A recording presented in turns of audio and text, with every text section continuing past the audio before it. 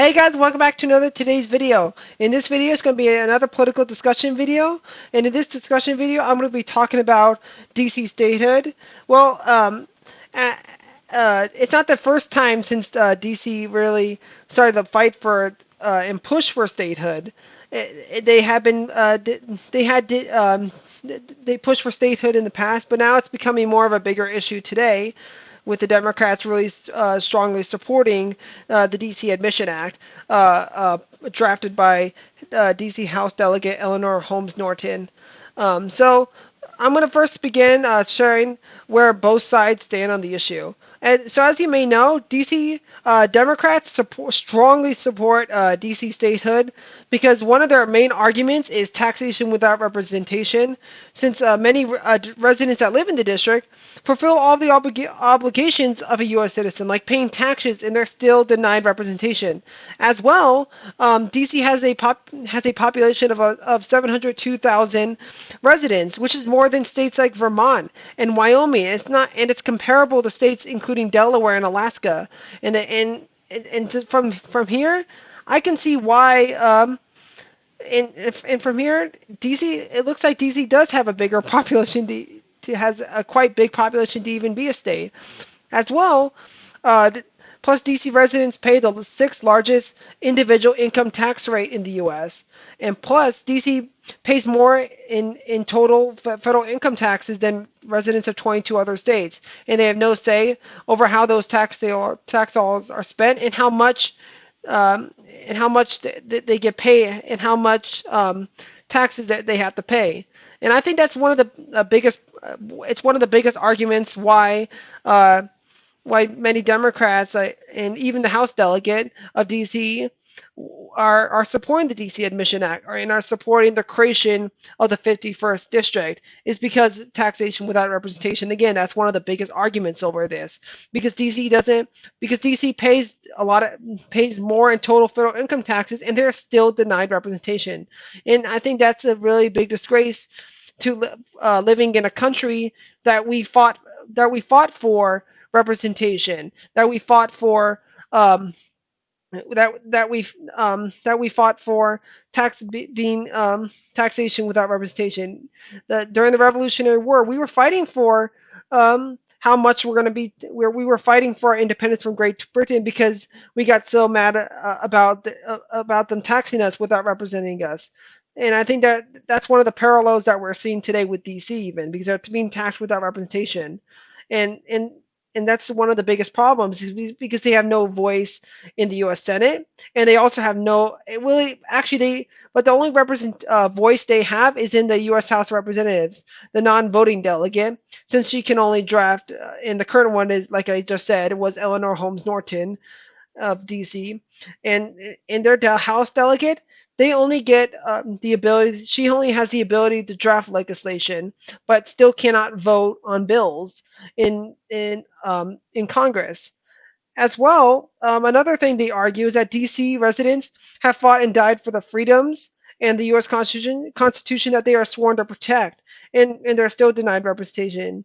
As well, the, the only representation that DC has in the federal government is not just electing a non-voting delegate that can draft legislation in the U.S. House, but they also have three electoral votes, which means they can vote in presidential elections as well. But also, Republicans on this issue are the only ones against DC statehood, except that one Democratic representative from Minnesota, Colin Peterson, who was the only Democrat that joined with Republicans that voted against the DC Admission Act. While Republicans argue that it would grant the Democrats two more senators and one more House representative, since the district is overwhelmingly Democratic and has voted with the Democrats in every presidential elections. So far, I think the biggest argument is the Republicans are very partisan on this issue. Um, they just don't want another Democratic senator. They think the Democrats are just overreaching in power. Since they somewhat do have a point, Democrats, since DC is a very Democratic state, and Republicans want to try to protect their power as much as possible. Not uh, and Democrats want to try to gain in power, but As a former Republican, I actually agree with Democrats in the House in the DC House delegate on this. I believe that Washington D.C. should be a state, so, because I on the one biggest principle and the idea is that D.C. residents are taxed without representation. They have no senator, and they get a House delegate that has non-voting power, means she can only draft legislation and still cannot vote on her legislation or any other legislation in Congress. And I think that's one of the biggest problems in with DC, and I think it should be a state for that bigger of a reason. Um, but really, the only exception is the local DC Republican Party. That's the only Republican group, which is the local DC Republican Party, that is a long-standing supporter of DC, and they still believe DC can only, and they still believe that statehood for DC can only advance through a constitutional amendment, not so much how the Democrats are going about it right now. And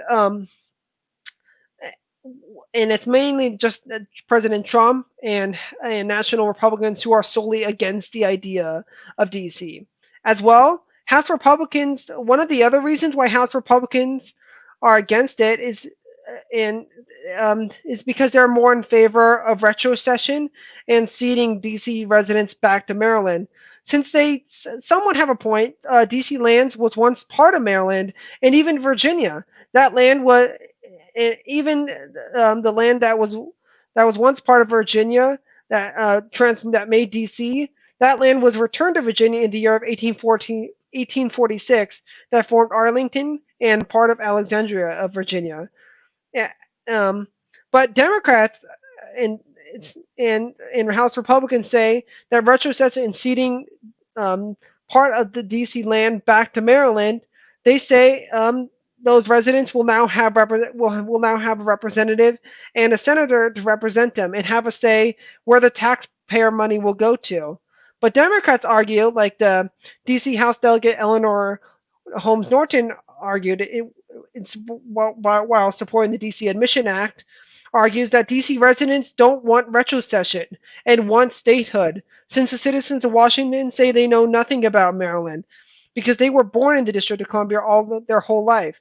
As well, House Republicans argue that our founding fathers never intended for Washington D.C. to become a state, since they point out in Article 1, Section 8, Clause 17 states in the U.S. Constitution to exercise exclusive legislative jurisdiction in all cases whatsoever over such district, not exceeding 10 miles square, as may by session of particular states, the exceptions of Congress, become the seat of the government of the United States, and to exercise like authority over all places purchased by the consent of the legislature of the state in which the same shall be for the erection of forts, magazines, arsenals, dockyards, and other needful buildings.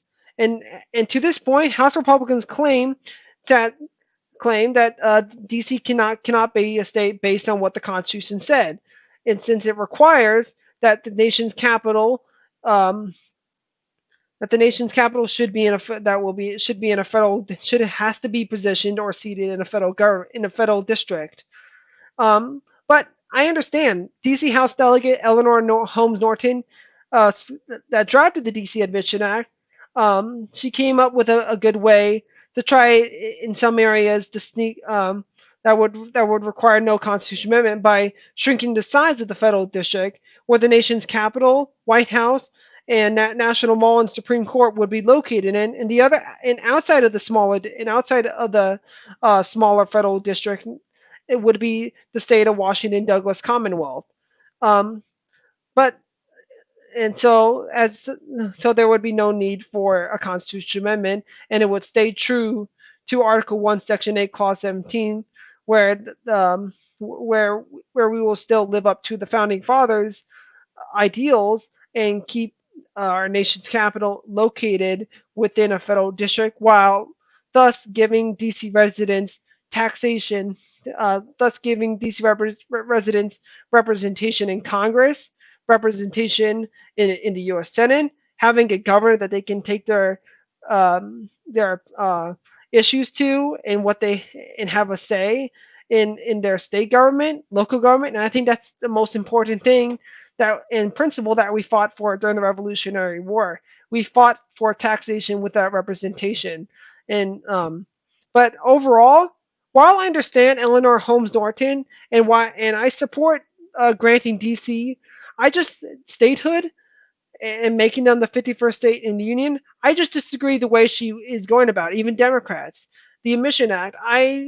While I understand they want to stay true to the Constitution, since it will only shrink the size of the federal government district, meaning, I think that the best way and the most principled way to going about it is proposing a constitutional amendment that would change the Constitution and change the way the founding fathers intend that previously intended the district to be, and changing it entirely. While I understand and respect the founding fathers, I respect what they did to creating the country that it is today. But there was some mistakes that they made in the past, and there's some ways we can go about it, and that's where I agree with the local DC Republican Party. I agree that the only way to propose statehood for the District of Columbia, or soon state of Washington Douglas Commonwealth, is by a constitutional amendment that will finally grant DC residents statehood. So we have no. I just I just think we should respect what the founding fathers intended the District of Columbia to be, and in the Constitution, and also change it by proposing a constitutional amendment, or either calling a national convention to change it, to help us change the Constitution to the point where our nation's capital no longer has to be positioned or seated in a federal district. But overall, guys, thank you so much for watching this video, and leave your comments down below. And where do you stand on the issue of DC statehood? Do you support the idea of statehood? Do you disagree with it? Or do you agree with me that we should propose a constitutional amendment rather than just supporting the Admission Act, and changing our Constitution, and changing Article 1, Section 8, Clause 17 of the U.S. Constitution, where it states that Washington, D.C. has to be positioned or seated in a federal district. But overall, guys, thank you so much for watching. And until next time, this is the Young Centrist, and I am out.